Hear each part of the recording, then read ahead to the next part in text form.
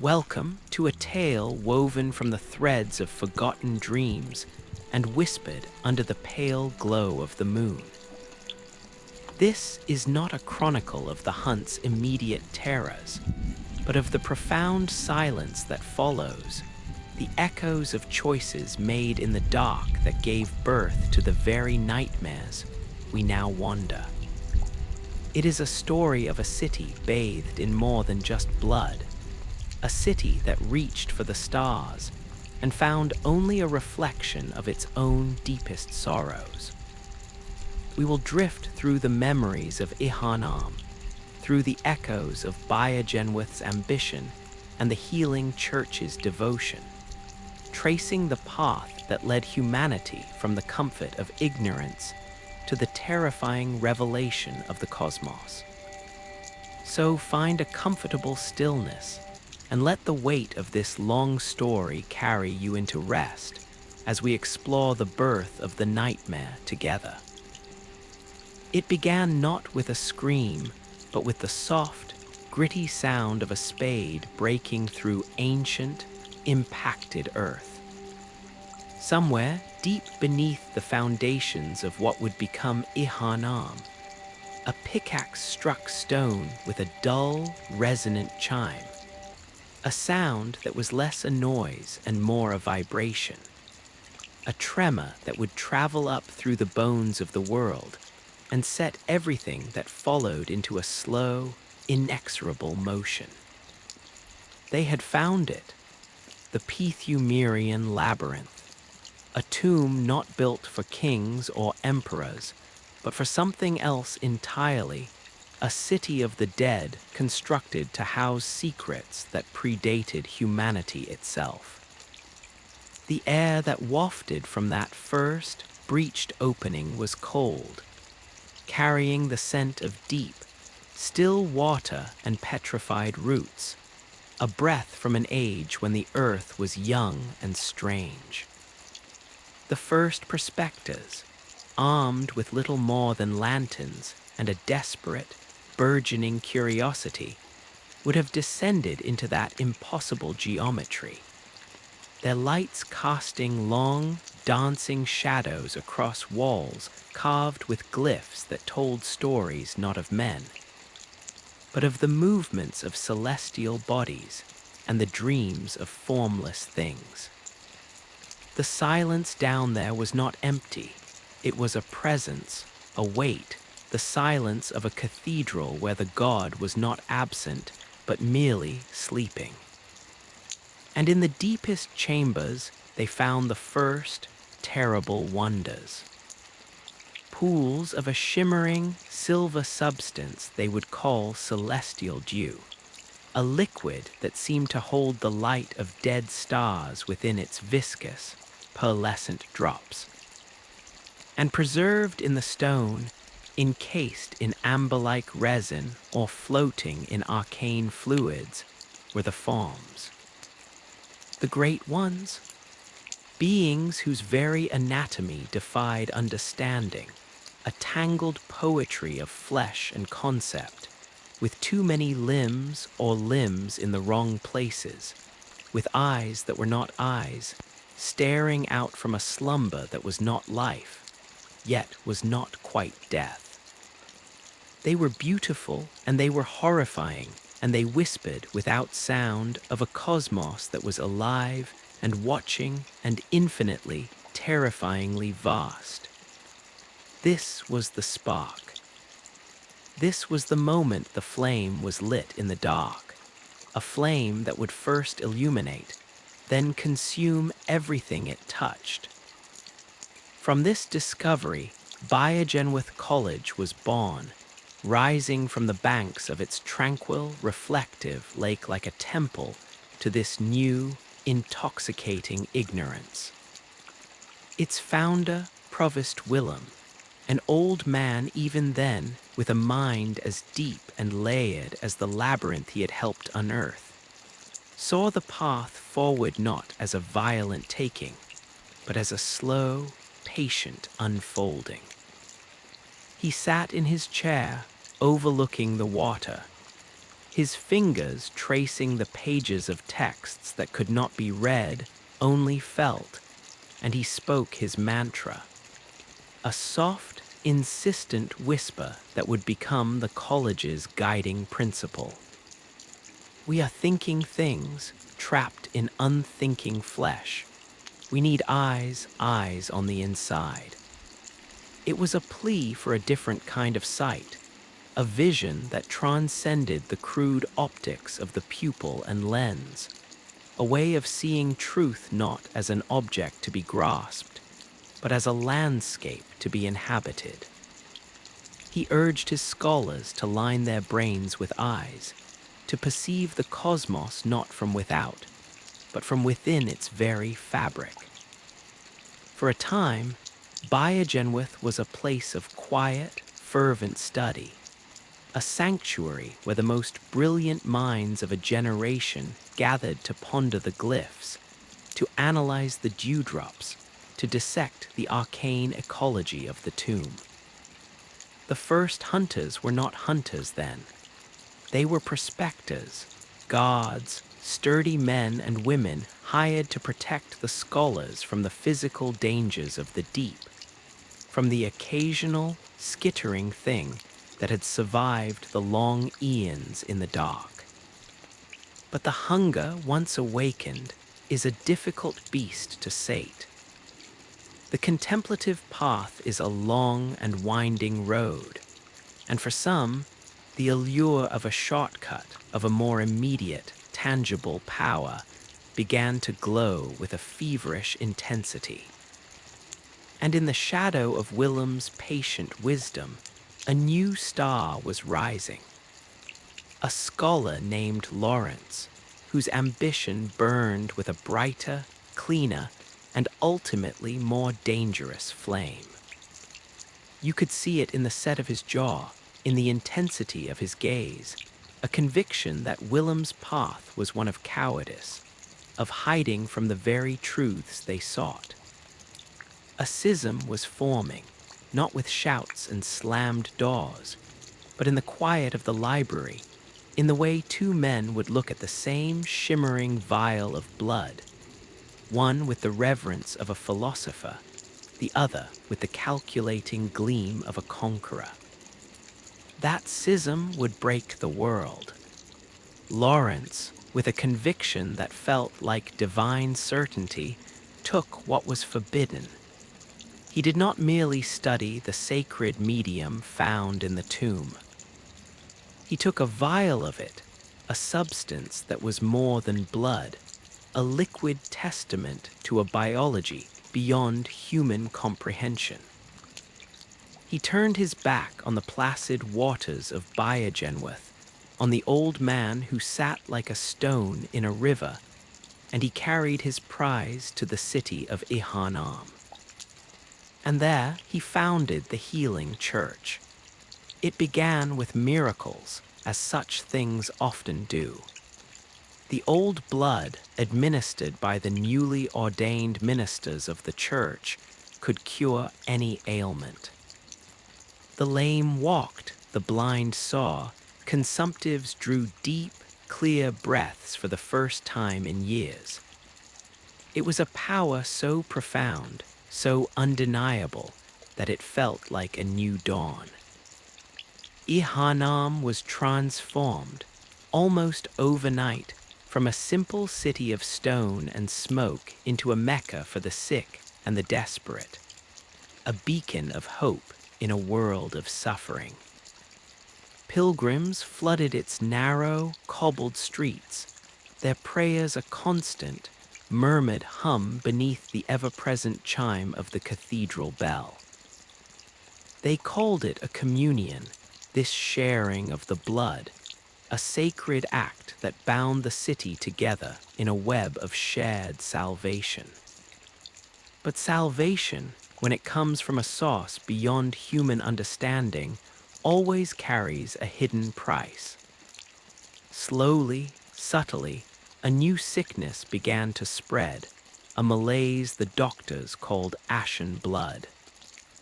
It was a dry, wasting thing, a desiccation that turned the vitality granted by the blood to dust and ash within the veins. It was the first crack in the glorious facade, the first whisper of the beast that now stirred in the heart of every man and woman who had partaken of the divine. The church, in its burgeoning complexity, began to branch into specialized orders, each seeking a different key to the cosmic lock. The choir, robed in white, pursued enlightenment through intellect and refinement, seeking to commune with the stars through pure thought. The school of Mensis, more esoteric and brutal, sought to tear a hole in the fabric of reality itself, to force a revelation through sheer, bloody-minded will. And the hunts began, quietly at first. They were not yet called hunts. They were a culling, a necessary, solemn duty performed under the cover of darkness.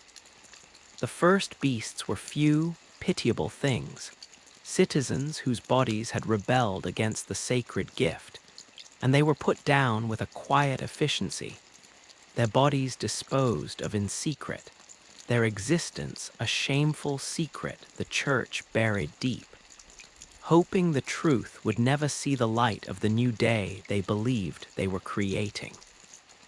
But the past is not a thing that stays buried. It echoes, and the loudest echo in all of Yharnam's tragic symphony is the silent cry of a child that was never born.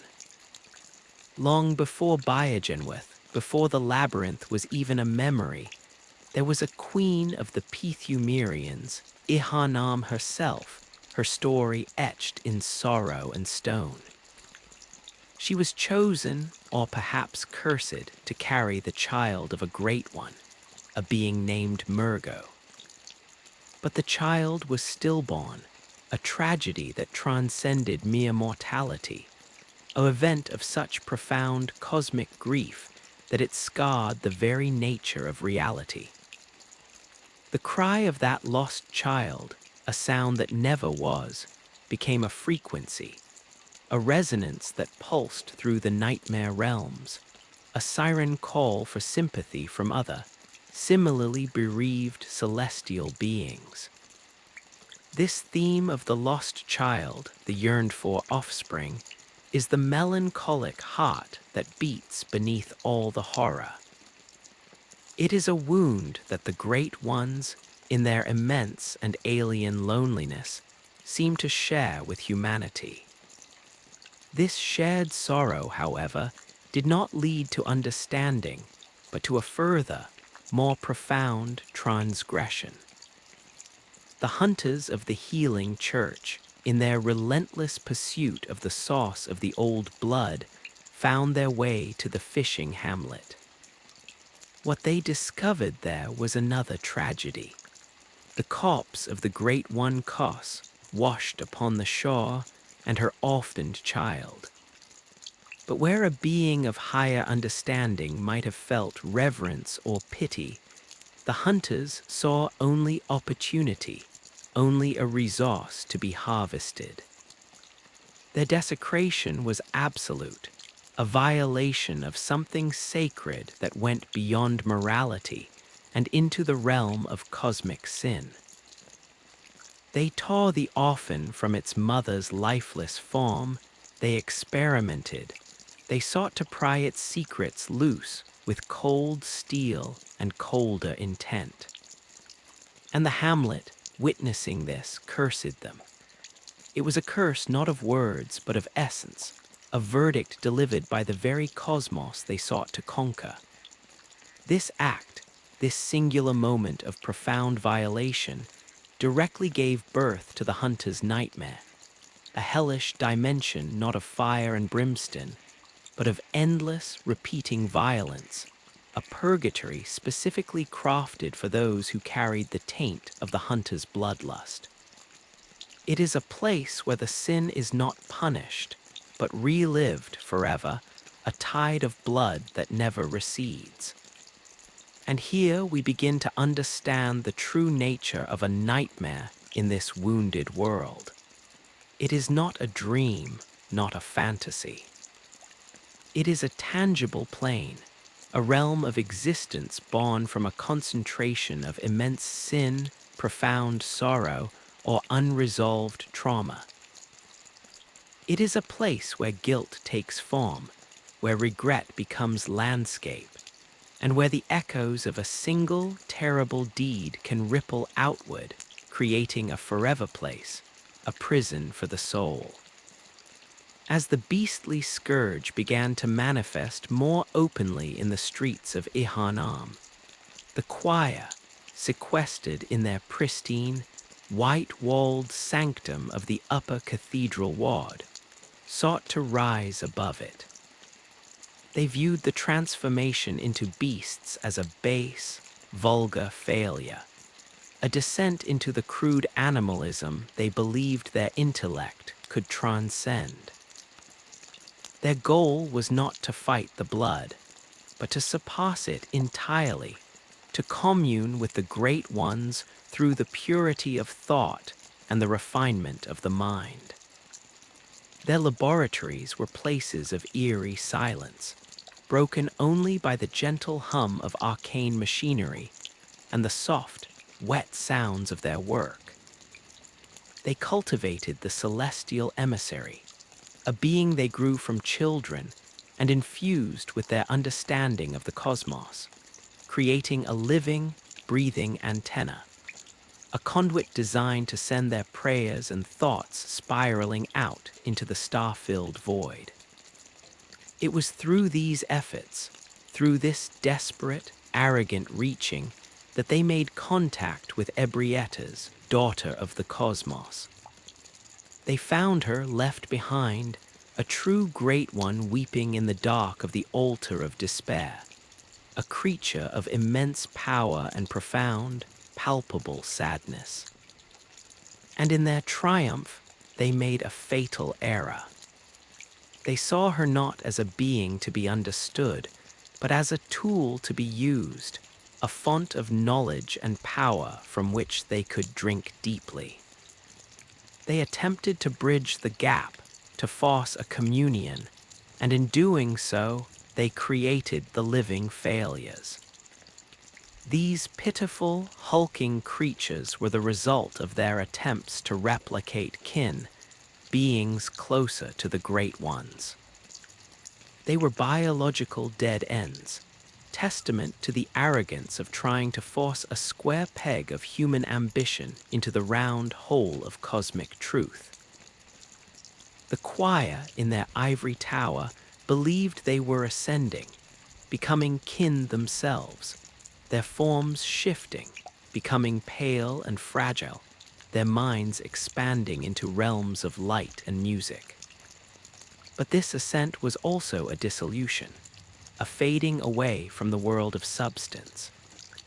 They became ghosts in their own sanctum, their physical forms withering as their consciousness stretched too thin, until one by one, they simply faded, leaving behind only the empty white robes, the silent machinery, and the lingering, high-pitched echo of their final, unanswered prayers to the cosmos. Their demise was not violent, but quiet, a slow extinguishing, like a candle burning out in a sealed room, using up all the air until nothing is left but the memory of the light.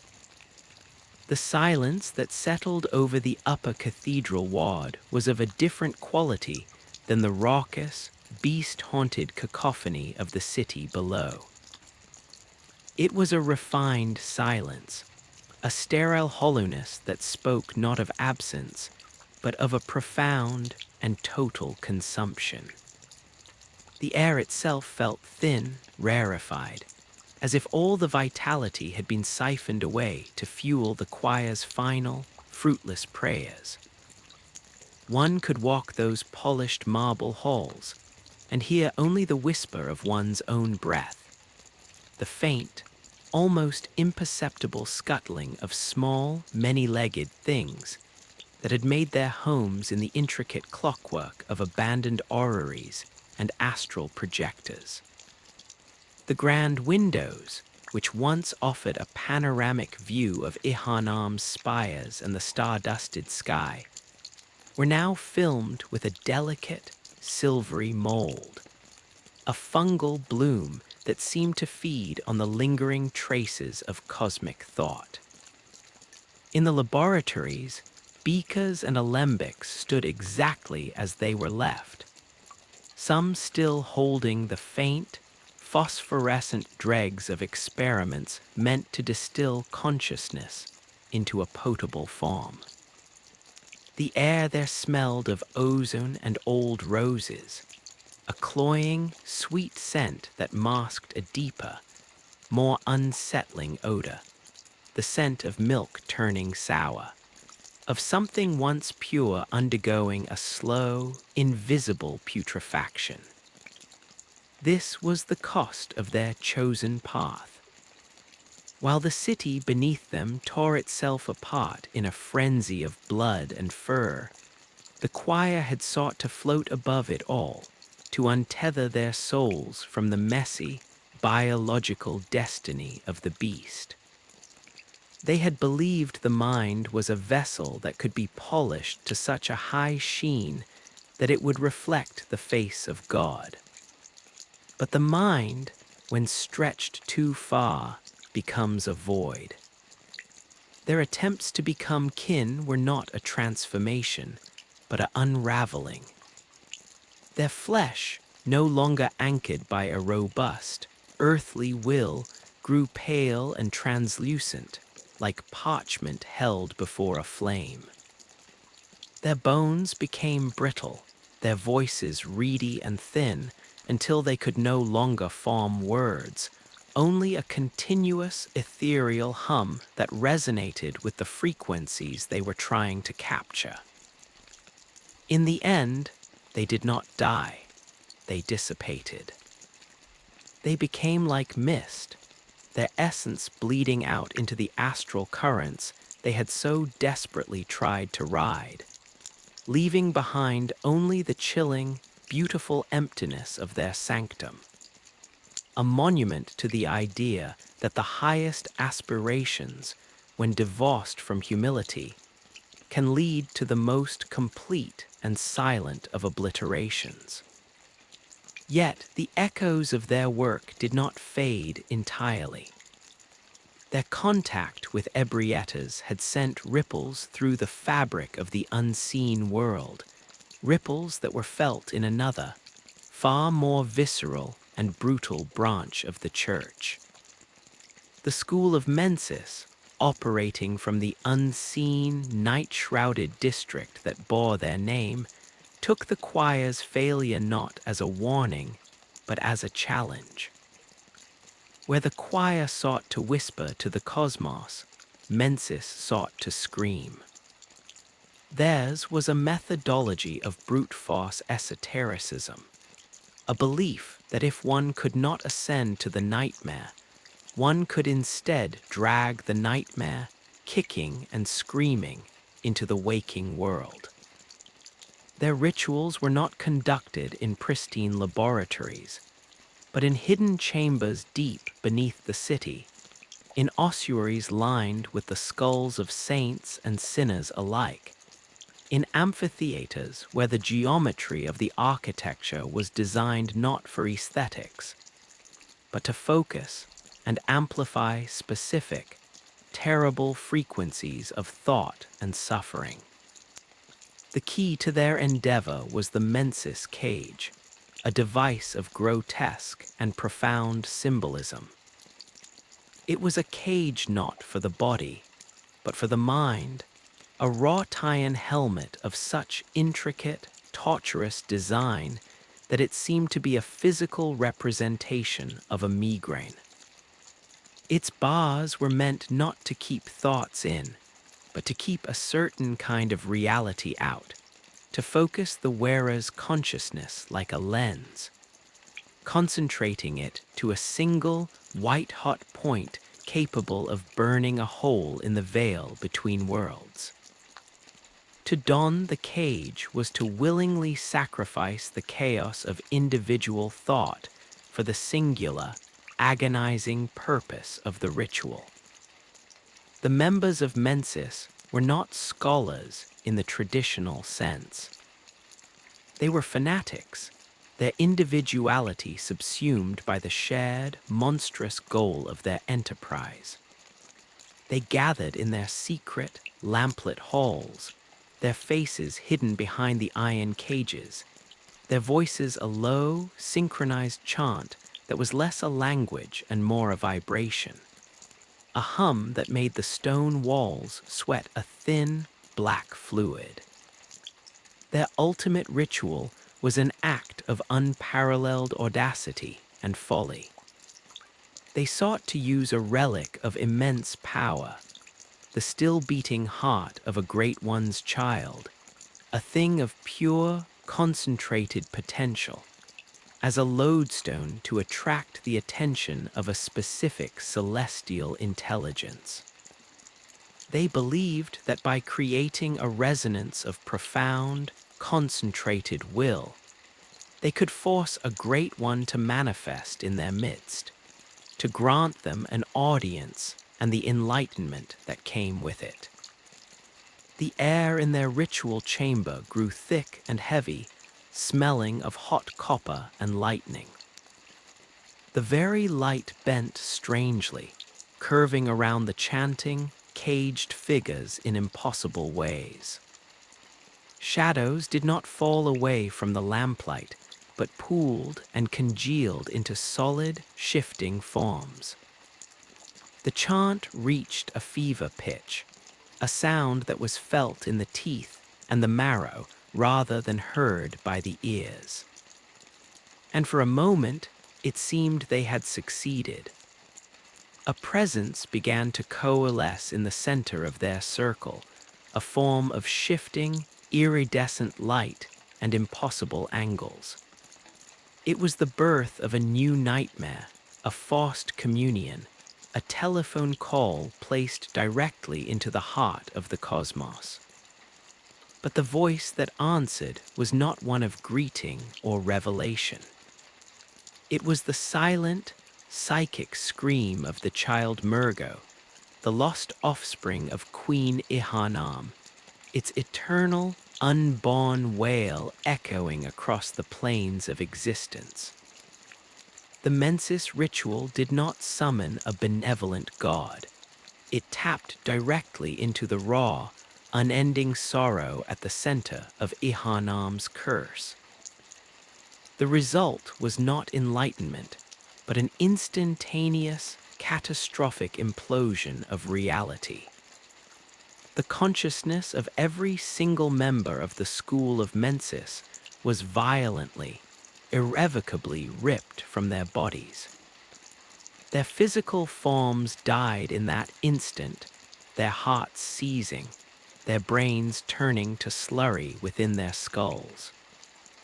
But their minds, their souls, were not granted the release of death.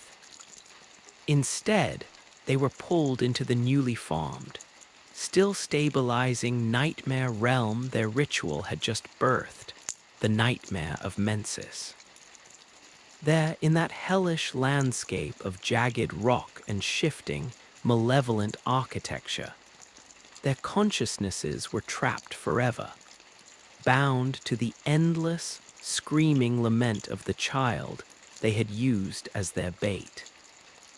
They became permanent residents of a prison of their own making, their caged minds now forever surrounded by the very cosmic horror they had sought to command. Their eternal existence, a symphony of the one sound they had hoped to transcend. The sound of a loss so profound it had become a fundamental law of the universe. Back in the waking world, in the tangible city of Yharnam, the physical consequences of the Mensis ritual were immediate and devastating. The district of Yahargul, the unseen village, was suddenly and violently seen.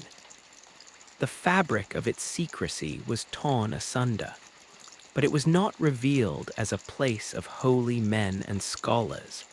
It was a charnel house. The streets were littered with the corpses of the mensis scholars, their bodies arranged in poses of frozen agony, their faces locked in silent screams behind their iron cages. But death was not the end for them, not entirely. The immense psychic backblast of the failed ritual had infused the very stones of Yahargul with a residue of their concentrated will and the alien energy of the nightmare. The corpses began to stir, not with life, but with a ghastly puppetry. They became the one reborn, not a single entity, but a collective, a shambling, composite horror stitched together from countless dead bodies by the invisible, lingering will of the ritual itself.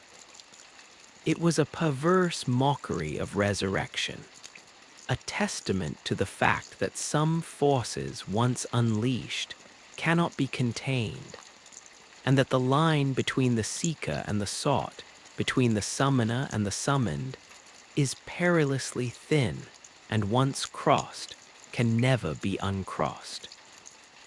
And through it all, the hunts continued. They were no longer a quiet, shameful culling.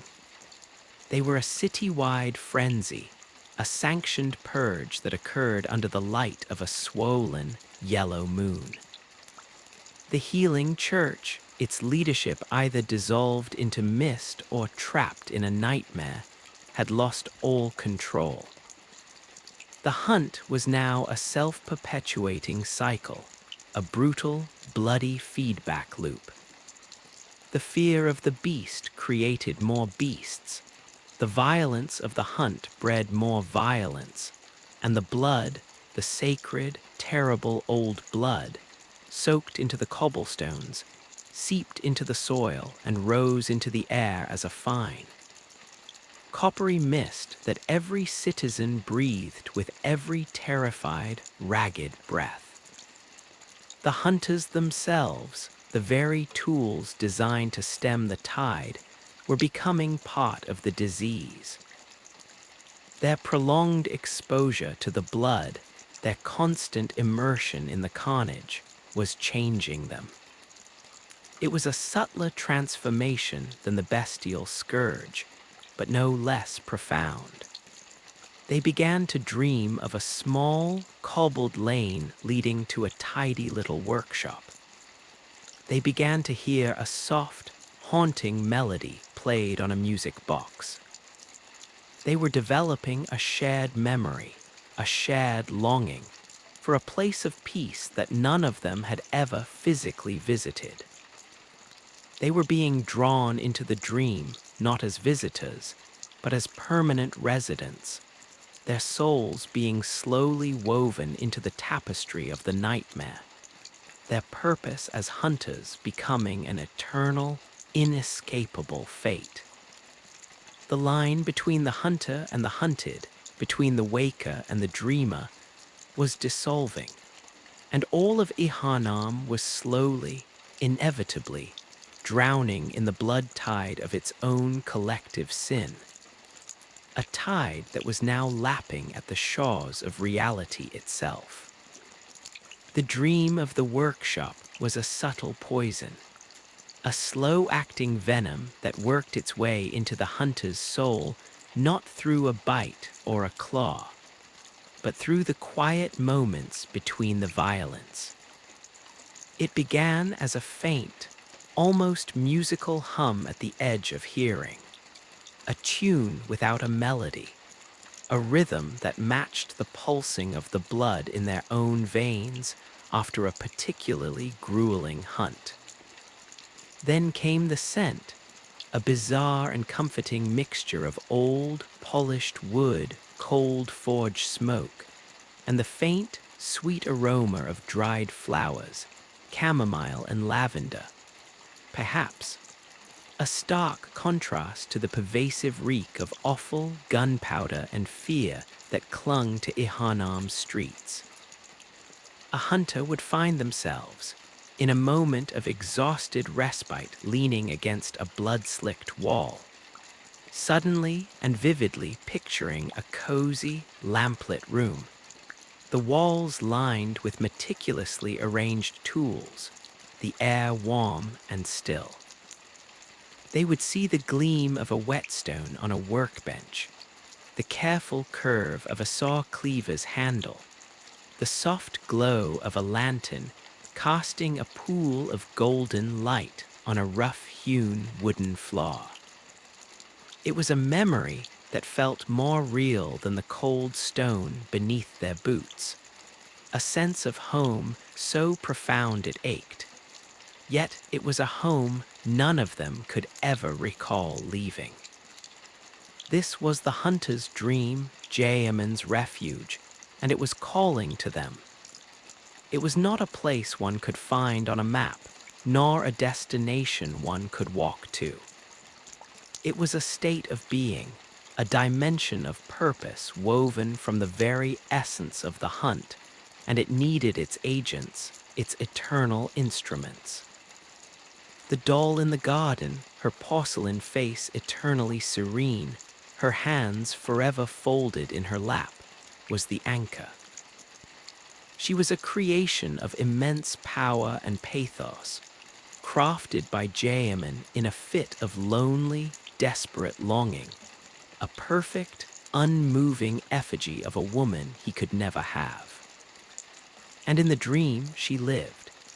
She would turn her head, her glass eyes holding a spark of something that was not quite life, but was far more than mere animation, and she would speak in a voice like soft rain on petals, offering strength, offering solace, offering to channel the blood echoes, the lingering spiritual residue of the slain, into a hunter's own being, making them stronger, faster, more resilient.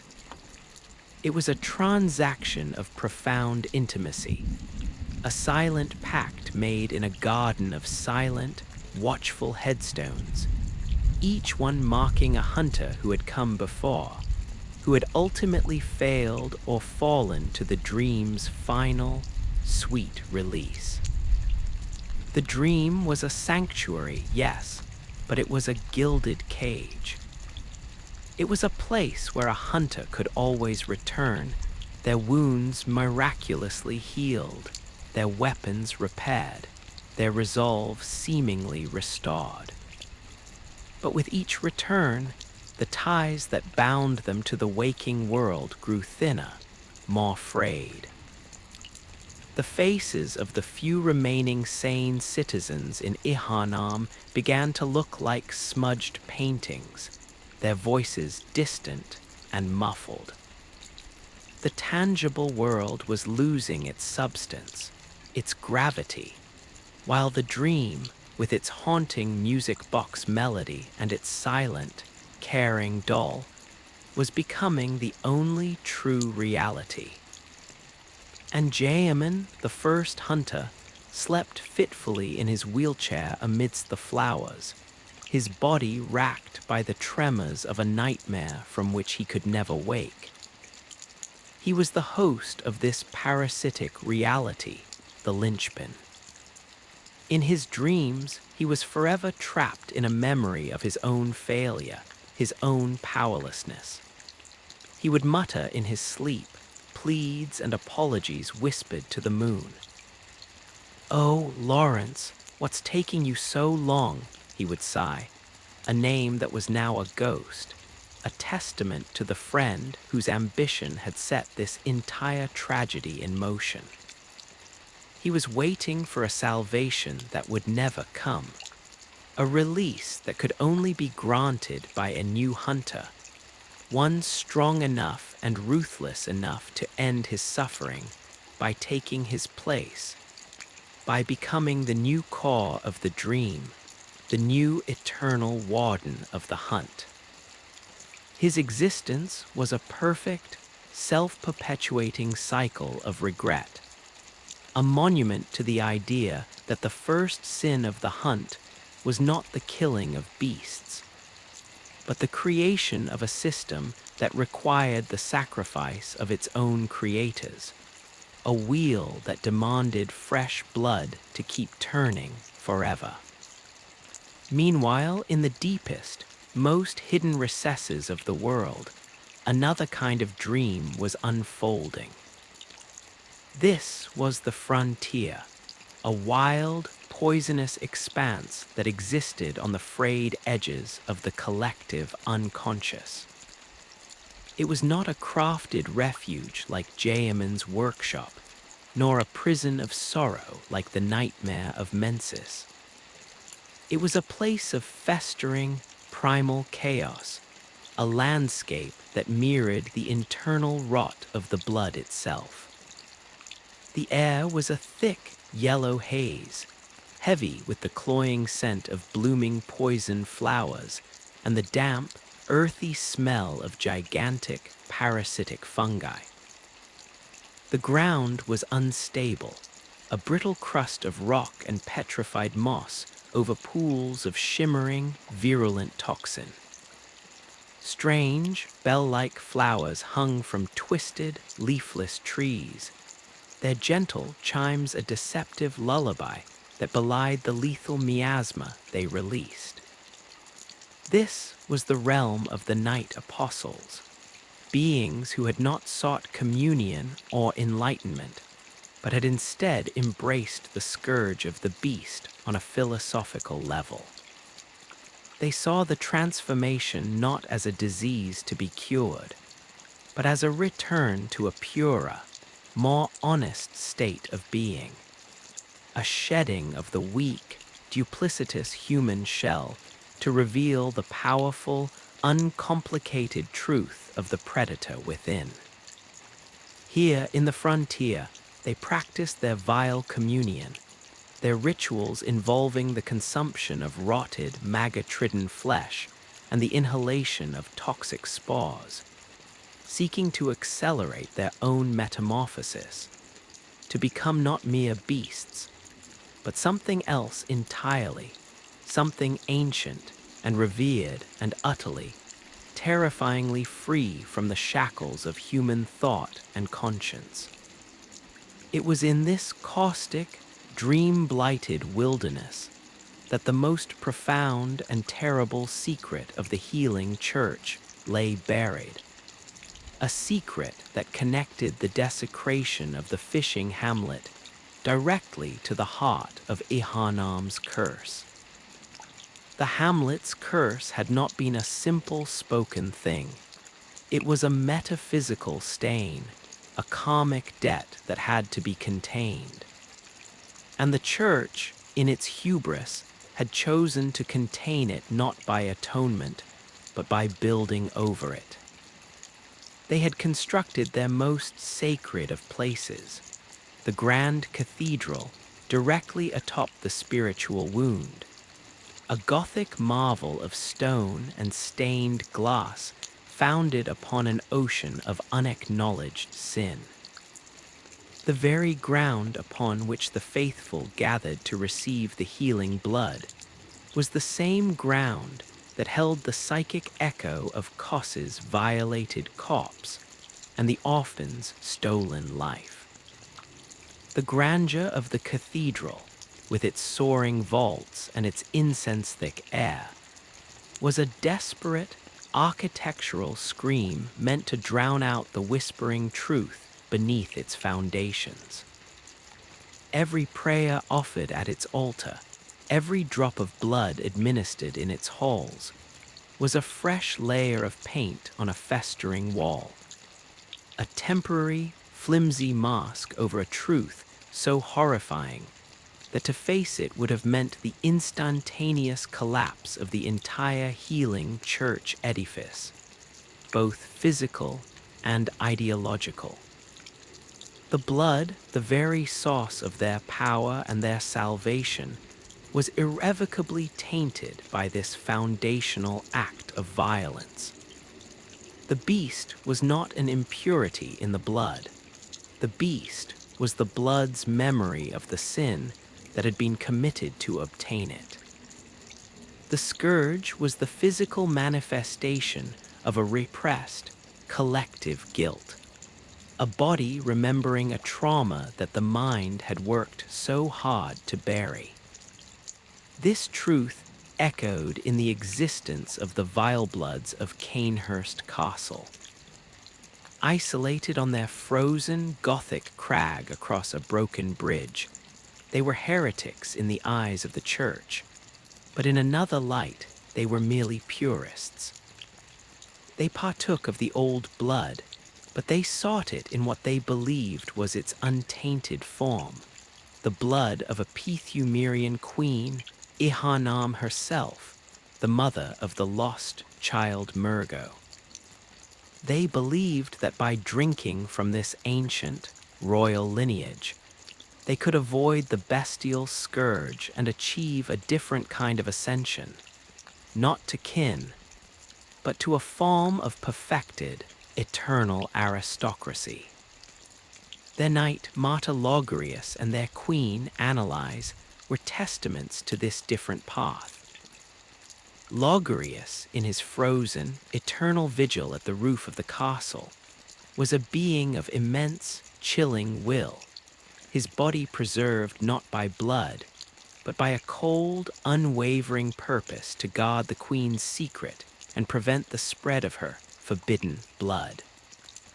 Analyse, the undying queen, was a creature of tragic, static beauty, her body capable of being shattered and reformed, an immortal trapped in a cycle of her own making, forever seeking a consort of pure enough blood to continue her corrupted lineage. The conflict between the healing church and the Vilebloods was not merely a doctrinal dispute. It was a war over the true nature and the rightful ownership of the legacy unearthed from the labyrinth, a bitter, bloody argument between two different interpretations of the same catastrophic discovery. And so the night wears on, an endless bloody tapestry where every thread is a life, a choice, a sin. The moon hangs low, a great, pale, watchful eye, its light no longer illuminating, but exposing. It exposes the lone hunter, now more a creature of the dream than of the waking world, moving through the chaos with a purpose that is no longer entirely their own. They are an instrument being played by a melody they cannot hear, their actions clearing away the rot not to save the city, but to prepare the stage for the final act. They climb the clock tower to silence the mad, ringing bell that sustains the Mensis nightmare.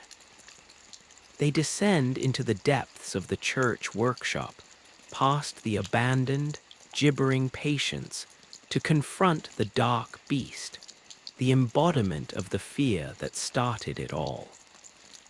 They brave the toxic wilds of the frontier and the astral clock tower of the research hall, where the failed experiments of the church still writhe and pray, their bodies fused with furniture and surgical tools, their minds trapped in a perpetual, agonized moment of transformation. Each victory is a note in a requiem, each slain horror a step closer to the source of the song. The hunter is drawn, inevitably, back to the one place where it all began, not the labyrinth, but the place where the labyrinth's discovery was first pondered and given meaning.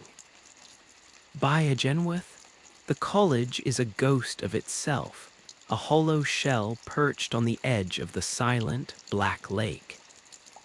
The air is still and heavy, thick with the scent of wet rot and forgotten knowledge. The books in the library are swollen with damp, their pages a solid, unreadable mass of pulp and faded ink. The specimens in their jars are cloudy, distorted shapes, their forms rendered meaningless by time.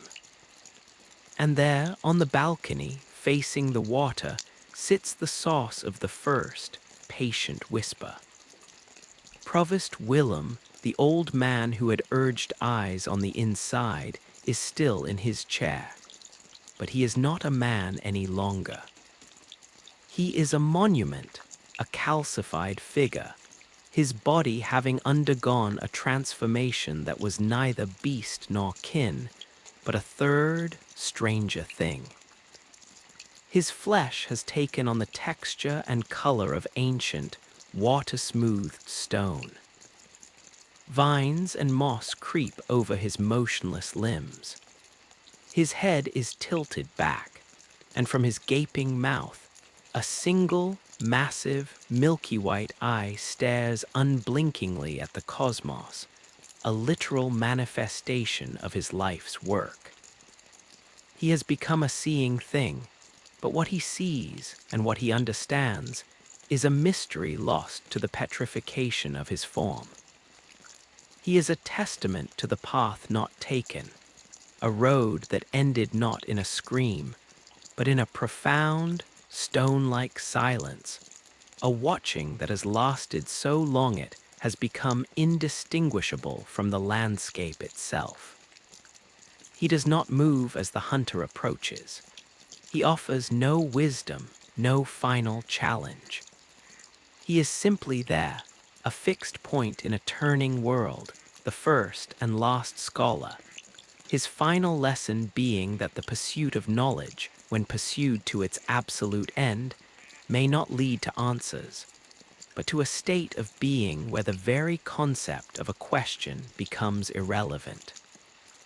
And as the hunter stands before this living fossil, the surface of the lake behind him begins to stir, to part, and something that has been sleeping in the deep, something that was stirred to wakefulness by the echoes of all that has transpired, begins to rise. The water of the lake did not ripple so much as it congealed, the placid black surface thickening like cooling tar, then bulging upward in a slow, gelatinous swell. It was not the violent eruption of a sea monster from ancient myth, but a patient, inexorable emergence, as if the lake itself were giving birth to a new and terrible organ. From the center of this rising dome, a form began to separate itself, shedding the dark water not in droplets, but in thick, viscous sheets that slid back into the hole with a sound like a sigh. It was a being of impossible proportions and bewildering anatomy, a creature that seemed less a single entity and more a colony of concepts given flesh. Its body was a pale, opalescent white, the color of a grub found under a long undisturbed stone, and it was covered in what could be mistaken for eyes, but were in fact swirling, luminous patterns that pulsed with a soft, internal radiance, like captive galaxies. Its many limbs were not arms or tentacles, but something in between, articulate and graceful, yet hinting at a strength that could effortlessly crush stone. This was Rom, the vacuous spider, the secret guardian of Byrgenwerth, the result of Willem's most profound and successful experiment. She was not a beast, nor was she truly kin in the way the choir had aspired to be. She was a bulwark, a living seal. Willem, in his ultimate wisdom, had not sought to conquer the cosmos, but to hide from it, to protect a fragile humanity from truths it was not yet ready to bear. He had used the insights gleaned from the labyrinth to create a being whose very existence acted as a veil, a blanket of comforting ignorance thrown over the raw, screaming face of reality. Rom's vacuity was not a failure of intellect. It was a state of pure, neutral being, a consciousness so vast and so still that it could act as a buffer, absorbing the terrifying signals from the nightmare realms and translating them into the simple, manageable physics of the waking world. Because of Rom, the red moon remained just a moon. The whispers from the cosmos remained just the wind. The true, horrifying nature of the hunt remained a mystery of blood and beasts, rather than the cosmic ritual of atonement and sorrow that it truly was. The hunter, standing on the balcony beside the petrified Willem, felt the shift in the world before they saw its cause. The air, once heavy with the scent of decay and stagnant water, grew thin and sharp, charged with an electric potential that made the hair on their arms stand on end.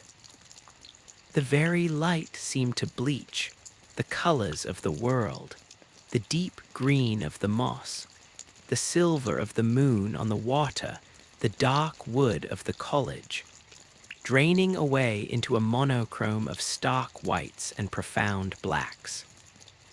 It was as if a lens had been placed over their eyes, a filter that revealed the underlying scaffolding of existence. And then the spider descended, not with aggression, but with a strange, placid grace, her multitude of limbs moving in a complex, silent choreography that brought her to hover just above the surface of the lake. She made no sound, she offered no challenge. She was simply there, a fact, a barrier. To look upon her was to feel a profound cognitive dissonance. She was undeniably alien, a thing of nightmare, yet her presence was calming, a lullaby of stillness. She was the keeper of the silence, and the hunter understood on some primal level that to break that silence was to unleash a storm for which the city was utterly unprepared. The confrontation was not a battle of strength, but of revelation. The hunter's weapons, which had felled giants and cleaved through monstrosities of flesh and bone, felt crude and meaningless against this serene, living veil. Each strike that landed on Rom's soft, yielding body was met not with a cry of pain, but with a silent, psychic shudder that reverberated through the fabric of the dream. With each wound, tiny, crystalline spiders would burst from her form, skittering across the water's surface with a sound like shattering glass, their movements frantic and mindless, a representation of the fractured truths she held at bay. They were not protectors, but distractions, the static of a failing signal. The hunter fought through this living hail, their movements becoming a desperate, brutal dance against an enemy that did not fight back, but merely endured. And with the final, decisive blow, the endurance ended. Rom did not die in a spectacular explosion of gore. She simply unraveled.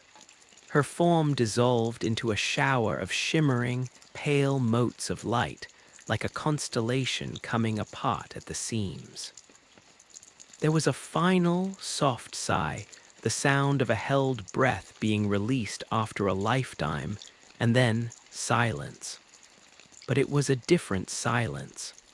The comforting blanket was torn away. The change was instantaneous and absolute. The pale, bleached light vanished, and the world was flooded with a new, terrifying luminescence. The moon, hanging directly overhead, was no longer a pale, watchful disk. It had swelled to a monstrous size, dominating the sky, and its color had deepened to a lurid, bloody crimson. This was no trick of the light.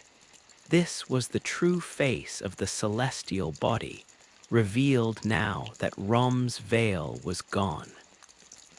The red moon had descended.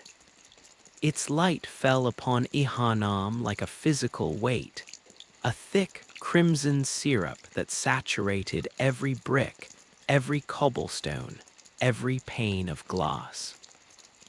The air grew thick and coppery, the scent of blood so potent it was like breathing liquid metal. The distant, ever-present sounds of the hunt, the screams, the snarls, the gunfire, were suddenly silenced, replaced by a new, more profound cacophony. It was the sound of reality itself groaning under a strain it was never meant to bear. From the streets below, new cries arose, not of beasts, but of humans whose minds were fracturing under the direct gaze of the cosmos. The comforting lies of their world had been stripped away, and they were left naked before the infinite, staring eye of the sky. And in the lake, where Rom had once floated, the water began to churn violently. From its depths, phantasmal forms began to rise.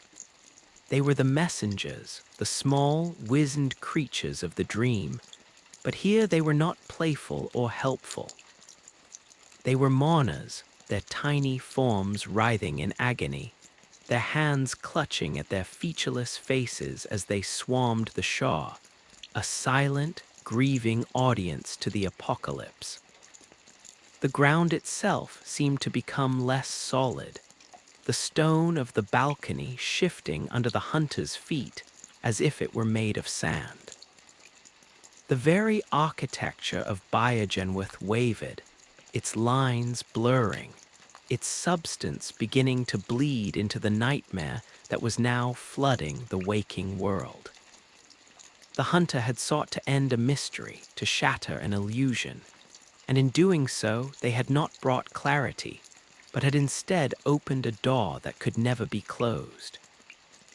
They stood at the epicenter of this unraveling, the agent of a revelation that was not wisdom, but a sentence, the final, terrible phase of the hunt where the prey was no longer the beast, but the sanity of every living soul in Yharnam.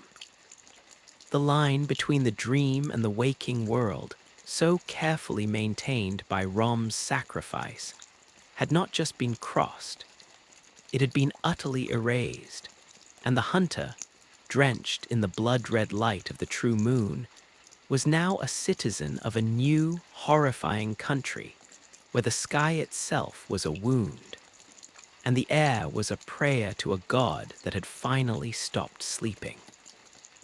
The silence that followed Rom's dissolution was not an absence of sound, but a saturation of a new, profound frequency, the low, resonant hum of the exposed cosmos, a vibration that seeped into the marrow of the world and tuned it to a darker harmony. The hunter, standing on the now unstable stone of Byrgenwerth's balcony, could feel it in their teeth, a grinding dissonance that was both internal and eternal. The air was no longer mere air. It had become a medium for transmission, carrying on it the psychic scent of opened flowers on a grave, of ozone from a storm that never broke, of old blood drying on ancient stone. The crimson light of the moon did not illuminate objects so much as it revealed their essence, their spiritual weight. The college itself seemed to be breathing, its stone walls pulsing with a slow, labored rhythm, as if the building were a dying heart.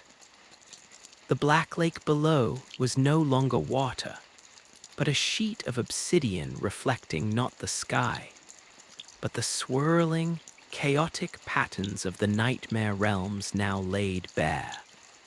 A window into a roiling ocean of thought and memory that had been churning just beneath the surface of all things. This was the world without a veil. This was the truth Willem had sought to postpone, the terrifying landscape of revelation he had hoped humanity would one day be strong enough to walk. But humanity was not strong. It was fragile, and its fragility was now being exposed under the bloody moon like a nerve held to an open flame. Throughout Yharnam, the change was not merely perceptual. It was physiological, spiritual, absolute. The citizens who had huddled in their homes, barricaded behind doors etched with makeshift wards, felt the shift in the pressure of the world. The comforting, familiar dread of the beastly scourge was gone, replaced by a vertiginous, cosmic horror. Their prayers to the healing church curdled in their throats, the words turning to ash as they realized the divine presence they had been invoking was not a benevolent father, but a vast, indifferent, and multifaceted consciousness that was now staring directly at them. Their own hands, held up in supplication or fear, seemed alien, the skin too tight, the bones beneath too clearly defined in the hellish glow, as if they were seeing the blueprint of their own mortality for the first time. Sanity, that delicate contract with reality, began to fray at the edges and then tear down the middle. Some fell into a catatonic stillness, their minds simply emptying out, unable to process the sensory overload of a universe that was alive and watching. Others were driven to a shrieking, frantic hysteria, clawing at their own faces, trying to tear the new sight from their eyes, their screams joining the silent, psychic scream of the cosmos in a terrible, discordant choir. The beasts, those pitiable, blood-drunk wretches, were also transformed. The red moon's gaze did not calm them. It refined their fury, distilling it into something purer and more purposeful. Their howls were no longer just the mindless cries of pained animals. They took on a new, mournful timbre, a dirge for a lost world, a lament for the simple, brutal existence of the hunt that was now being subsumed by a grander, more terrifying narrative. Their forms, already twisted, seemed to writhe and shift under the crimson light, their flesh responding to the psychic pressure, sprouting new, glistening eyes or mouths that whispered fragments of forgotten languages. They were no longer merely monsters. They were unwilling participants in a ritual they could not comprehend, their violence a bloody prayer in a cathedral whose walls were the edges of the universe. And the hunter, the instrument of this unveiling, felt the weight of it all settle into their soul. The dream, that quiet refuge, felt distant now, its melody drowned out by the overwhelming hum of the revealed world. The image of the doll in her garden was a fading photograph, her offered solace a meaningless whisper against the roaring truth. The hunter's own purpose, once clear to hunt, to cleanse, to survive, was now muddied, its edges blurred. Were they a liberator, tearing down the walls of a prison? Or were they a vandal, shattering the only protection a helpless world had ever known? Each step they took away from the lake felt heavier, the ground itself seeming to cling to their boots, as if the earth regretted the truth it was now forced to bear. The path back through the college was a journey through a corpse. The library, once a place of ordered knowledge, was now a riot of unseen forces. Books fluttered their pages like dying birds, their words lifting from the paper and hanging in the air as visible, shimmering glyphs before dissolving into static. The preserved specimens in their jars had broken free of their formalin prisons, not as physical beings, but as ectoplasmic, half-formed ideas of themselves, drifting through the halls with a terrible, silent longing for the shape they had once possessed. Emerging from the ruins of Byrgenwerth, the hunter beheld a Yharnam reborn in nightmare. The sky was a vortex of deep crimson and bruised purple, the red moon its baleful, unblinking eye.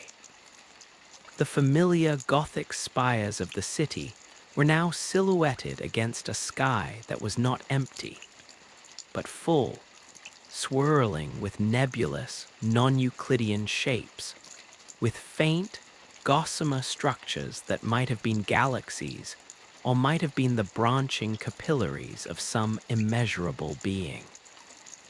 The very air crackled with potential, thick with floating motes of phosphorescent dust that were the shed cells of dying dreams. The distant, massive form of the cathedral ward was now crowned with a nimbus of sickly light, and from its highest peak, a beam of pure, white energy lanced upward into the heart of the red moon, a taut, thrumming umbilical cord connecting the earthly sin directly to its celestial source. This was the mensis ritual, no longer a hidden thing, but a visible, ongoing catastrophe. Its engines still running, still feeding on the life of the city. Its purpose now horrifically clear.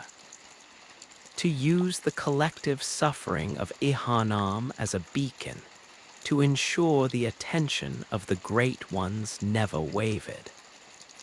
The journey back into the city was a descent into a new kind of hell. The cobblestones were slick not just with blood, but with a thicker, more viscous substance that seemed to pulse with a faint light. The brickwork of the buildings wept a dark, tarry fluid, and from within the walls came the sounds of scratching and soft, wet weeping. The few remaining sane individuals had been utterly transformed. They were now the mad ones, their forms flickering in and out of solidity, their laughter a brittle, broken sound that was more terrifying than any beast's roar. They would phase through walls, their eyes burning with a knowledge that had broken them, their attacks no longer born of bestial rage, but of a desperate, insane need to share their horrific enlightenment, to make another see the crawling chaos they now perceived in every shadow, in every beam of the bloody light. The hunter fought their way through this waking dream, their every sense assaulted. The line between solid and spectral, between real and imagined, had been erased. A wall might be possible one moment and solid the next. A beast might dissolve into a swarm of butterflies made of light before reforming behind them. The very concept of a path forward became fluid, the city's geometry rearranging itself subtly in response to the hunter's thoughts, their fears giving shape to the shifting stones and yawning alleyways. They were no longer navigating a physical space, but a landscape of collective trauma, a city that had become a mind, and that mind was screaming. And through it all, the hunter could feel a new presence, a consciousness that was vast, cold, and intensely focused. It was the presence that had been summoned by the mensis ritual, the intelligence that had been beckoned by the endless, silent cry of the child Mergo. It was watching, not with the indifferent gaze of the cosmos at large, but with a specific, terrible interest. The hunter was being assessed, their progress monitored, their worth measured against a standard they could not begin to comprehend. The final phase of the hunt was not a battle against a single great beast, but a pilgrimage to the heart of this attention, a journey to the epicenter of the wound, to the foot of the cord that bound the dying earth to the hungry, red moon. The climb towards the cathedral ward was no longer a matter of scaling stone and navigating treacherous ledges. It was a pilgrimage through a city that had become a sentient, suffering entity.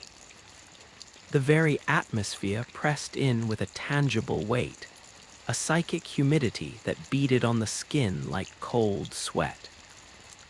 The hunter's boots did not simply strike the ground, they sank into it, as if the cobblestones had taken on the consistency of soft clay, leaving behind faint, glowing impressions that pulsed once, twice, then faded like the last heartbeat of a dying thought.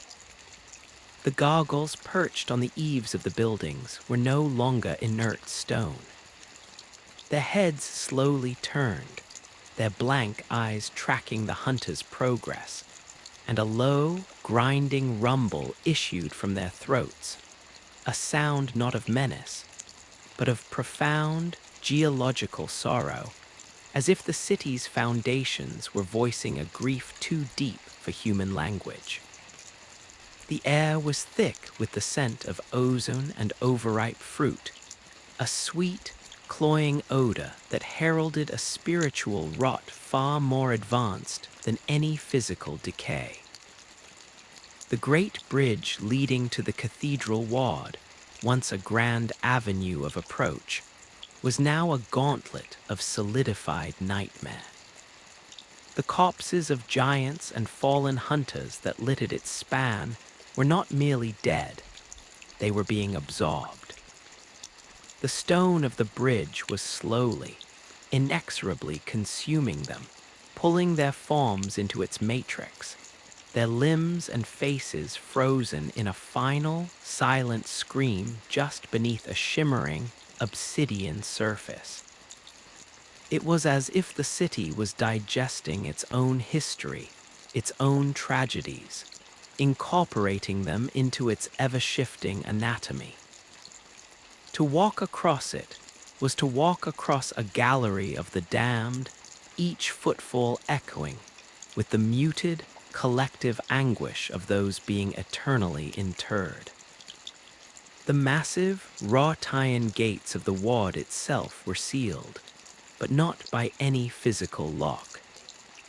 They were barred by a shifting, kaleidoscopic pattern of light, a visible manifestation of a ward designed to keep something in, or perhaps to keep something else out. As the hunter approached, the pattern swirled, forming into the semblance of a vast, unblinking eye that regarded them with cold, alien intelligence before dissolving back into chaotic, defensive energy. The way forward was not through force, but through understanding, a puzzle written in a language of pure will. Beyond the gate, the cathedral ward was a symphony of sacred horror. The grand plaza, where pilgrims had once gathered in hopeful throngs, was now a stage for a more terrible congregation. The white-robed figures of the church doctors moved with a new, jerky purpose, their lanterns casting not a warm, golden light, but a sickly, greenish luminescence, that seemed to poison the air it touched. Their chanting was no longer a prayer, but a constant, droning incantation, a sound that vibrated in the inner ear and made the teeth ache. They were no longer healers. They were acolytes of the new reality, their minds completely subsumed by the red moon's influence, their purpose to maintain the fragile, terrible stability of this unveiled world. They did not attack the hunter with the blind fury of beasts, but with a cold, ritualistic precision, their movements coordinated, their goal not to kill, but to capture, to offer up a worthy subject to the hungry gaze from above. And high above it all, the source of the white, thrumming beam became clear. It originated from the very peak of the grand cathedral, the heart of the healing church. But the cathedral itself was transformed. Its stonework seemed to be in a state of constant, slow-motion flux, its spires twisting like melted wax, its stained glass windows depicting not saints and angels, but the writhing, abstract forms of the great ones, their colors shifting and bleeding in the bloody light. The beam itself was not a pure, clean line. It was a twisted braid of energy, composed of countless shimmering strands, the individual prayers, the pain, the fear, the last vestiges of hope from every soul in Yharnam, all woven together into a single, monstrous cable that fed directly into the pupil of the red moon.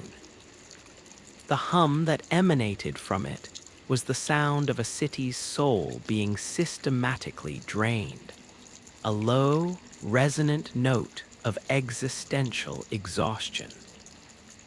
To enter the grand cathedral was to step into the epicenter of this spiritual drain.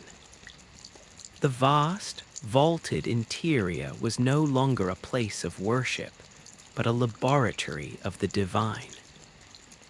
The air was cold and still, smelling of frankincense and formaldehyde, a chilling combination of the sacred and the surgical. The pews were empty, but the central aisle was not. Lining the path to the altar were the kneeling, motionless forms of high-ranking church officials, their elaborate vestments now funeral shrouds. They were not dead, but transfigured.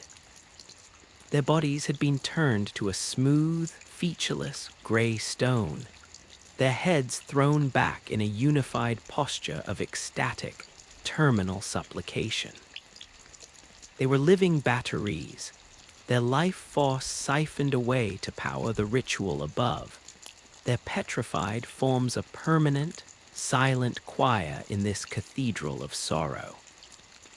At the far end, where the altar should have been, stood a figure both familiar and utterly alien. It was Vicar Amelia, or what remained of her. The beastly form the hunter had fought before was gone, subsumed by a further, more profound transformation. She was now a being of writhing, pale tendrils and glistening, milk-white flesh, a nascent kin. The golden pendant she had once clutched so desperately was now fused to her chest, its metal melted and flowing into her new form like veins of holy awe. She did not snarl or roar. She hovered slightly above the ground, her multitude of new limbs moving in a slow, graceful, underwater motion. And from her form emanated a soft, celestial music, a haunting, wordless lullaby that was the audible form of the mensis chord's energy. She was no longer a guardian of the cathedral. She was its engine, a focal point where the human and the cosmic met and bled into one another. To approach her was to feel a profound, soul-deep ache, a sympathy for the beautiful, terrible thing she had become, a living monument to a devotion that had curdled into a different kind of madness. Leaving the cathedral behind, the hunter's path was drawn inexorably towards the source of the beacon, the nexus of the ritual itself. Yharnam, the unseen village, now horrifically visible. The journey there was a passage through a landscape where the laws of physics had become mere suggestions. The very ground would sometimes fall away into star-dusted voids, only to reform moments later. The corpses that lined the streets would sometimes sit up and speak in the voices of people the hunter had met and lost, offering cryptic advice or sobbing apologies before collapsing back into inert flesh. The amygdalae, the many-armed, pale-skinned creatures that had once been invisible to all but those with a certain level of insight, now clung to every major building in plain sight, their great, unblinking eyes following the hunter's every move. They were not hostile. They were observers, archivists of the unfolding tragedy, their silent, patient forms a constant reminder of the cosmic audience for which this entire play was being performed. Yharnam itself was a city within a city, a tumor of nightmare that had burst through the skin of reality.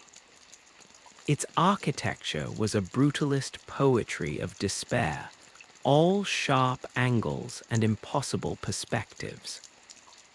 The bell maidens, their bodies fused with the great, resonant bells they tended, rang out a constant, discordant chime that did not travel through the air, but directly through the mind, a psychic static that summoned the reanimated dead. These were not the shambling corpses of before. These were the mensis corpses, their bodies jerking and twitching with a violent, unnatural animation, their forms stitched together with threads of solidified light, their movements a grotesque parody of life, driven solely by the lingering, desperate will of the ritual that had killed them. To fight them was to fight a memory, a ghost given temporary, brutal substance by the endless, maddening ringing of the bells. The heart of Yharnam was the chapel of the mensis ritual. It was not a room, but a pocket dimension, a cavern of thought given form.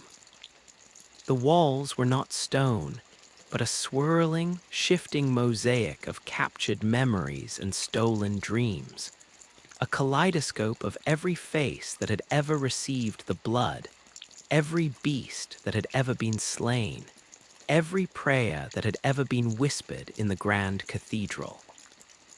The air was frigid, and the floor was a shallow pool of what looked like liquid moonlight, which rippled not with physical movement, but with the passage of thoughts. In the center of this chamber, hanging in the air, was the source of the white beam. A pulsing, organic-looking core, a heart of pure, concentrated will, from which the mensis cord extended upwards through the ceiling and into the sky. And surrounding it, seated in a circle on thrones of writhing, black iron, were the physical bodies of the school of mensis. They were desiccated, mummified husks, their iron cages still fused to their skulls, their hands forever frozen in gestures of supplication and command. Their minds were gone, trapped in the nightmare, but their bodies remained here as anchor points, the physical toll paid to keep the door between worlds propped open. The final challenge of this place was not a beast, but a manifestation of the ritual's failure and its terrible success. From the pool of moonlight, the countless corpses of Yahar'gul began to stir, not as individuals, but as a single, coalescing mass. They slithered and crawled over one another, fusing together in a grisly, alchemical process, bone knitting to bone, flesh merging with flesh, all drawn towards the pulsating core. What formed was the one reborn, a titan of sewn-together corpses, a blasphemous golem given life by the residual energy of the shattered ritual. It was not a single consciousness, but a cacophony of 1,000 trapped, dying minds, a chorus of agony given a single, monstrous body. Its movements were spasmodic, unpredictable, a physical representation of a system in catastrophic failure. To defeat, it was not to win a victory, but to perform a mercy killing on a grand scale, to silence 1,000 screams at once, to put a stop to the abomination that was the ritual's decaying physical form. With its dissolution, the mensis cord did not vanish, but it flickered, its energy source severed. The beam from the cathedral weakened, and the red moon's gaze seemed to waver, if only for a moment. The path was now clear to the highest point, to the place where the cord terminated, to the nursery where the source of all this sorrow waited. The hunter ascended the final, spiraling staircase, a passage that seemed to be carved from a single, gigantic bone, each step groaning with the weight of ages. The air grew thinner, colder, until they emerged onto a vast, circular platform high above the nightmare-ravaged city, a place that existed in the space between the waking world and the dream, the final antechamber before the audience with the source of the curse. And here the silence was absolute, a silence that was itself a presence, a waiting.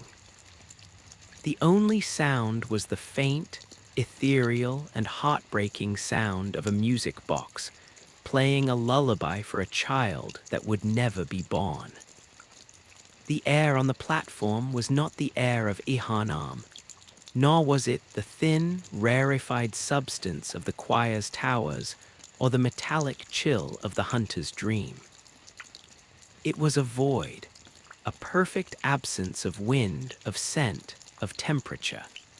Yet it held a pressure that was both physical and spiritual, a weight that settled on the hunter's shoulders like a mantle of lead and regret. The circular floor was made of a substance that looked like polished, black glass. Yet it did not reflect the chaotic sky above or the hunter's own weary form. Instead, it showed only a deep, starless emptiness, a view into an abyss that seemed to have no bottom, no end, a perfect counterpart to the swollen, bloody eye of the moon that hung directly overhead. So close now that its pocked and scarred surface was a terrifying landscape of its own.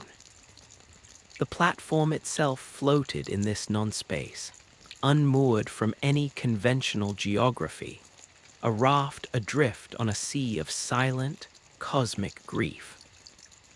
The source of the music box was nowhere to be seen, and yet it was everywhere, the sound emanating from the very atoms of the air, a gentle, tinkling melody that was at once profoundly comforting and infinitely sad. It was a simple tune, the kind a mother might play to lull a restless child to sleep. But here, in this place of ultimate loss, it was a dirge. Each note was a pinprick of light in the overwhelming darkness, a fleeting memory of a warmth that had been extinguished before it could ever truly be kindled. The hunters stood, listening, their own frantic heartbeat slowing to match the languid, heartbreaking rhythm of the song. The violence of the hunt, the desperation of the climb, the metallic taste of fear, it all began to recede, washed away by this quiet, relentless tide of sorrow. This was not a place for fighting. This was a place for mourning. And then, a form began to materialize in the center of the platform, coalescing from the mournful notes of the music as if they were its building blocks. It was a woman or the memory of one. Her dress was tattered and ancient, the fabric the color of dried blood, clinging to a form that was heavy with a pregnancy that had never come to term. A diaphanous, ghostly veil covered her face, but could not hide the expression of profound, eternal anguish etched upon her features. Her hands, pale and slender, were clasped over her swollen belly, a protective gesture that had failed its purpose an eternity ago. This was Queen Yharnam, not in the flesh, but in spirit, a psychic echo of the mother whose loss had first cracked the world. She did not look at the hunter. Her gaze was turned inward, fixed on the private, unending horror of her own tragedy. She was a monument to a specific, catastrophic love, a love for a child that had been stillborn not just from her womb, but from the stream of time itself. A single, glistening tear of blood traced a path down her cheek from beneath the veil, a drop of perpetual, cosmic mourning that fell to the black floor without a sound, vanishing into the abyss below. She was the guardian, the final sentinel, but her guardianship was passive. She was not there to fight, but to bear witness, to ensure that whoever approached the heart of this nightmare understood the cost, the original sin that had set every other horror in motion.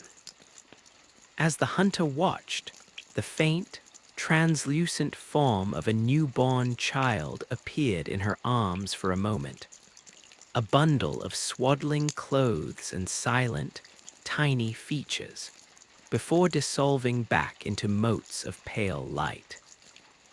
The music box's melody swelled slightly, a cresting wave of unbearable tenderness, and then resumed its slow, looping lament.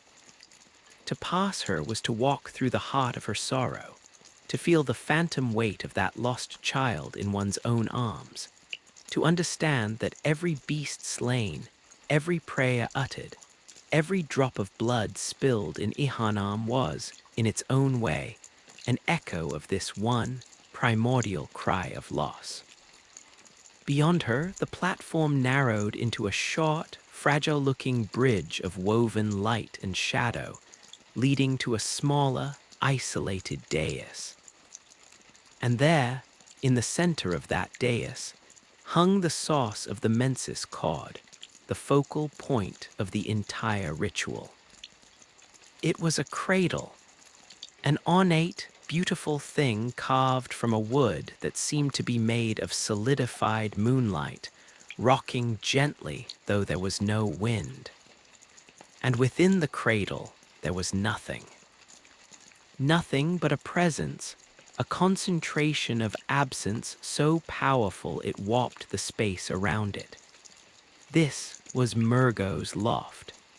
This was the nursery for the child that never was. The mensis cord, that braided cable of stolen life and desperate prayer, was not attached to the cradle itself, but to the emptiness within it, feeding the silent, psychic scream of the orphaned Great One, amplifying it, turning a personal tragedy into a siren call that had shattered reality. The hunter approached the cradle, each step feeling like a violation of a sacred, grieving space. The music box melody was at its loudest here, a physical pressure against the eardrums, a lullaby trying desperately to soothe a baby that did not exist. Peering over the edge of the cradle, one did not see a void, but a swirling, tumultuous vortex of pale, infant-like forms, and the sound of a wail that was too vast, too fundamental, to be heard by human ears.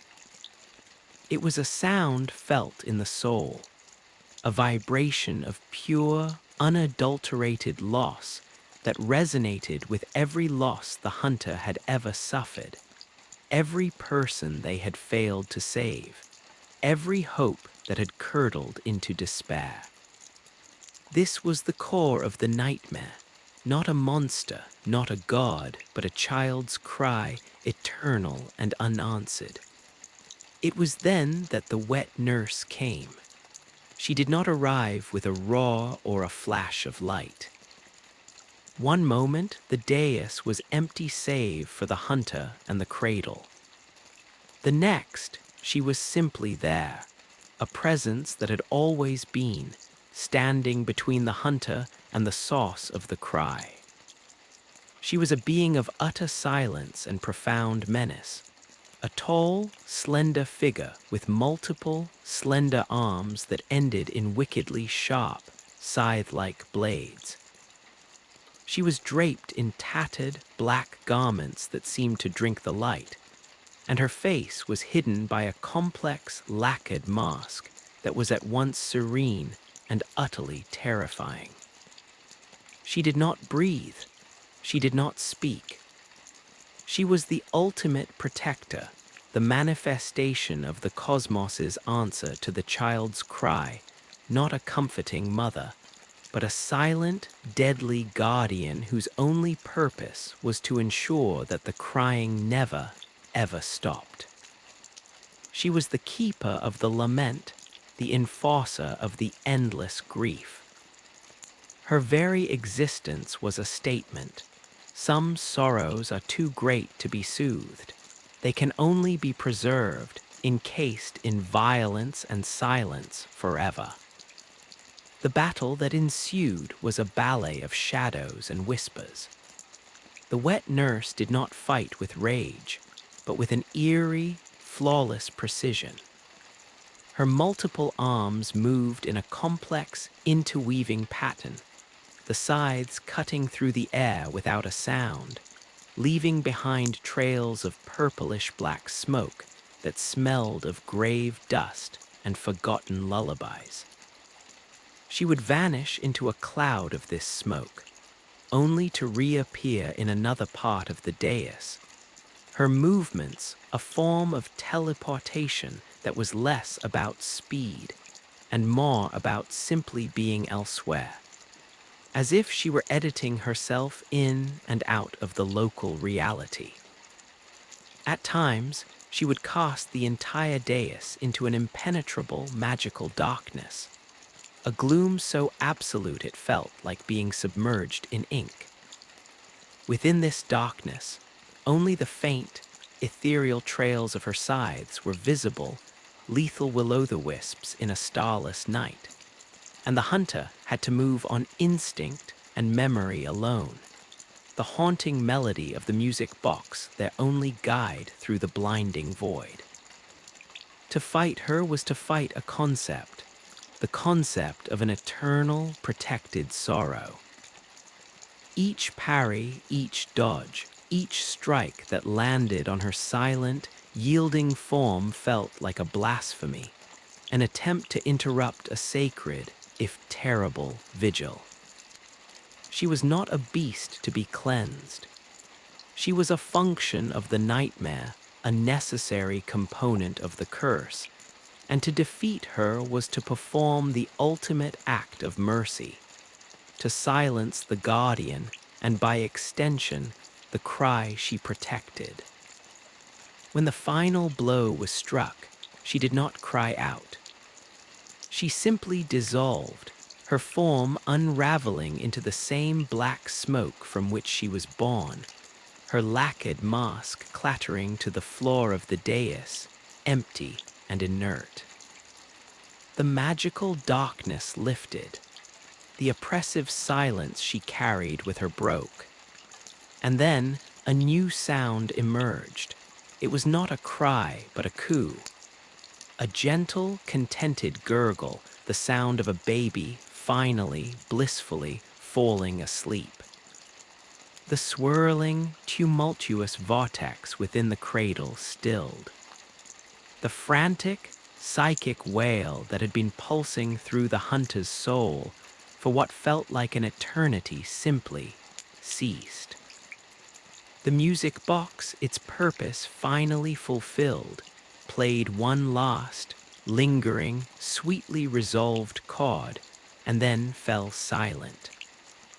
The silence that followed was different from any that had come before. It was not the silence of absence or of waiting or of grief. It was a peaceful silence, a deep, profound, and utter quiet. The mensis cord, the braided beam of energy connecting the cradle to the red moon, flickered once, twice, and then severed, dissolving into a shower of fading, golden sparks. High above, the red moon trembled. Its lurid, bloody color began to fade, leaching away like a stain washed out by a cleansing rain. It paled, shifting from crimson to a soft pink, then to the familiar, gentle silver of a normal moon. Its swollen size seemed to recede, pulling back from the world, restoring a proper, comforting distance between the heavens and the earth. The gaze was broken. The audience was over. Down below, in the nightmare-ravaged streets of Yharnam, the change was felt as a sudden, shocking release of pressure. The coppery taste vanished from the air, replaced by the clean, damp scent of a night after a storm. The gibbering mad ones, their forms flickering at the edges of reality, suddenly stilled, their insane laughter cutting off as they looked at their own hands with a dawning, bewildered clarity before their forms dissolved entirely. Their tortured consciousnesses finally granted the release of true oblivion. The beasts, their howls of refined fury faltering, seemed to lose their purposeful malevolence, reverting to the simpler, more pitiable rage of pained animals. The cosmic static that had filled the air, the hum of the exposed cosmos, faded to a distant, almost imperceptible whisper, once again veiled, once again hidden from those who were not meant to hear it. The long, bloody night was not over, but its nature had fundamentally changed. The supernatural horror had receded, leaving behind only the natural, if still terrible, horror of a city devouring itself. Back on the dais, the hunter stood alone. The cradle was now just a cradle, an empty, beautifully carved piece of furniture. Queen Yharnam's ghostly form had vanished, her eternal vigil ended, her sorrow, perhaps, finally, acknowledged enough to grant her a measure of peace. A profound exhaustion settled over the hunter, an exhaustion that was more spiritual than physical. They had done it. They had silenced the cry.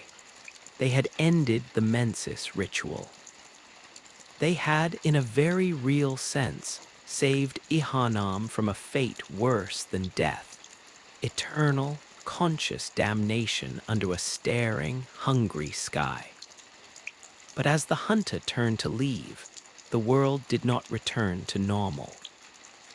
The platform of black glass remained, floating in the void. The path back had vanished. The victory felt hollow, a cessation of a symptom rather than a cure for the disease. The blood was still in the veins of every Yharnamite. The healing church was still in ruins, its legacy a poison in the soil. Jayaman still slept in his dream, waiting. The hunter had climbed to the peak of the nightmare, had faced the source of the curse, and had granted a temporary respite. But they were still trapped within the larger mechanism, a cog in a watch that was still ticking, its ultimate purpose yet to be revealed. The silence of the nursery was not an ending. It was an invitation to listen more closely, to hear the softer, more subtle sounds that remained now that the loudest scream had been quieted. And one of those sounds was the faint, desperate, and unmistakable cry of a newborn, coming not from the world around them, but from somewhere deep within their own being. A tiny, insistent pulse of life that had begun to beat in rhythm with their own heart.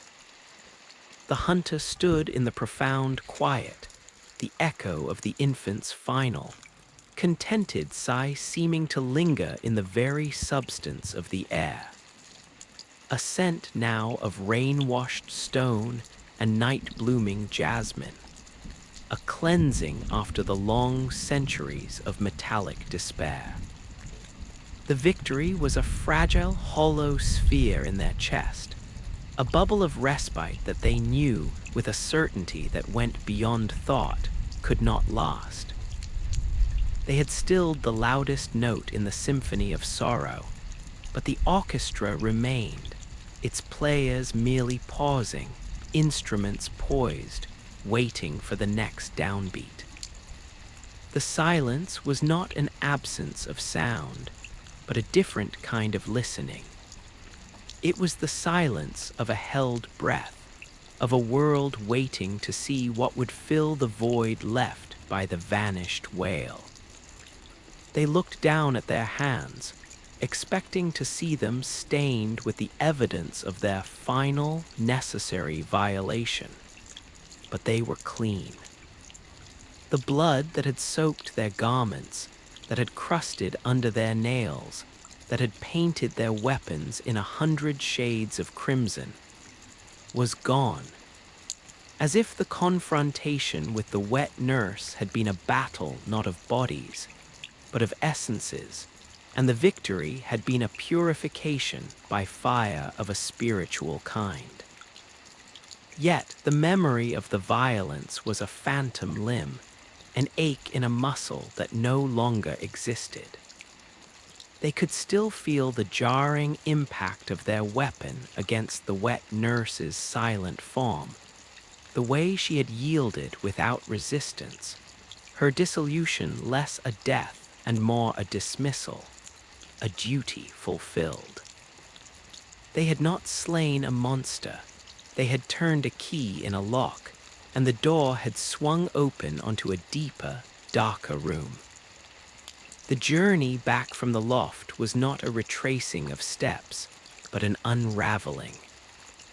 The bridge of woven light and shadow dissolved behind them as they walked, each footfall causing the intricate structure to fray and vanish into motes of dying luminescence, as if the path had only ever existed for this single, solitary purpose. The platform of black glass began to fracture, fine cracks spreading from its center like a web, not with a sound of breaking, but with a sound of sighing, a long, slow exhalation of relief. The abyss below seemed to brighten, the absolute blackness giving way to a deep, twilight blue, in which distant, gentle stars began to prick the darkness. Not the malevolent, swirling eyes of the great ones, but the familiar, comforting pinpricks of a natural, untroubled sky. They were descending not through space, but through layers of reality, falling back towards the world they had left behind, a world now irrevocably altered by the silence they had wrought. They found themselves not at the base of the spiraling bone staircase, but standing once more in the hunter's dream. The transition was seamless, as if they had never left. The air here was as it always was. The comforting scent of old wood, cold forge smoke, and the faint, sweet perfume of the pale flowers that bloomed in the tidy garden. The little messengers writhed in their usual, playful greeting around the gravestones, their tiny hands patting the hunter's legs in a silent, welcoming ritual. The workshop stood, solid and eternal, its lantern casting the same warm, golden pool of light upon the steps. Everything was as it had always been, and yet everything was different. The silence of Mergo's loft had followed them here, a subtle filter over the familiar sounds, muting the melody of the music box, which now played with a slower, more wistful tempo, as if remembering a tune it had long forgotten. The doll was where she always was, seated on the stone steps, her porcelain hands folded in her lap. But as the hunter approached, she did not simply turn her head. She stood, a fluid, graceful motion that was new, that held an intention that went beyond her programmed responses. Her glass eyes, which usually held the spark of a kindly automaton, now seemed deeper, holding a sorrowful understanding that was profoundly, unsettlingly real. "Ah, you have silenced the harrowing cry," she said, her voice not the soft rain of before, but the quiet murmur of a deep, still lake. The night now recedes, its grip loosened. The endless dream is for a moment broken. You have done what was asked of you and more. You have faced the heart of the sorrow and granted it peace. She paused, and her gaze seemed to look through the hunter to the tiny, nascent pulse of life that had begun to beat within them. But a dream is a difficult thing to kill. It shifts, it changes form. And the dreamer must eventually wake. She gestured with a slender white hand towards the back of the garden, where Yharnam slept in his wheelchair, surrounded by the pale blossoms. The old hunter was restless, his body twitching, his head tossing from side to side. The mutters that escaped his lips were no longer the vague, nostalgic pleas for Laurence. They were sharper, more desperate. "The night is long, too long," he moaned, his voice a dry rasp. "Release me from this waking sleep. Let me rest, truly rest." The hunter understood then the final choice. The dream persisted. It was a self-sustaining engine, and Yharnam was its weary, broken heart. As long as he remained bound to the dream, the hunt would have a master, and the cycle, though softened, would remain. The dream needed a warden.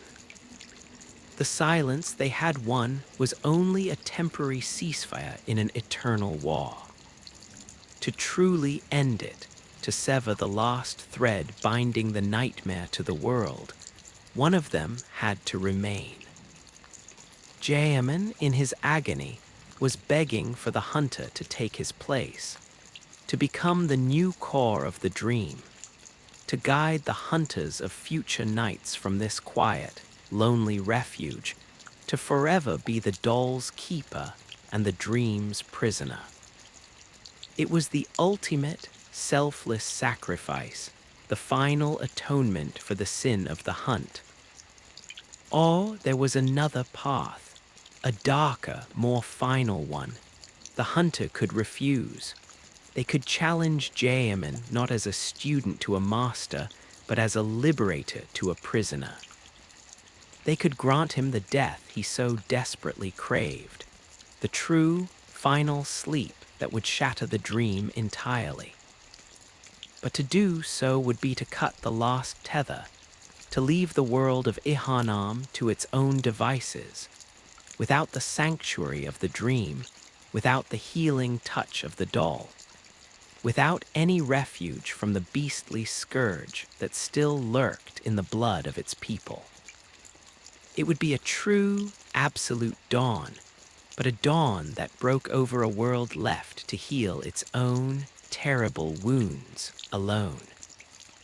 The hunter looked from the doll's knowing, sorrowful face to the tormented form of the first hunter.